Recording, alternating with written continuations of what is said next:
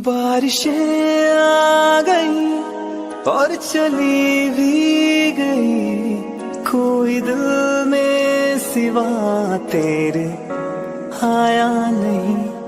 जब भी सजदा किया नाम तेरा लिया, भूल जाना तुझे हमको आया नहीं। दिल तो है पर जाने क्यों धड़का ही नहीं है कब से।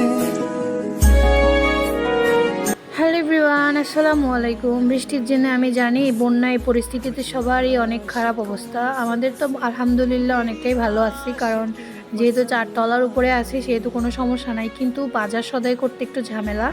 তার উপর হচ্ছে যাই নানুদের তো বাসায় একদম পানি উঠে গেছে, নানুরাও তো আমাদের বাসায় চলে আসছে, তো এটার জন্য খুবই খারাপ লাগলো।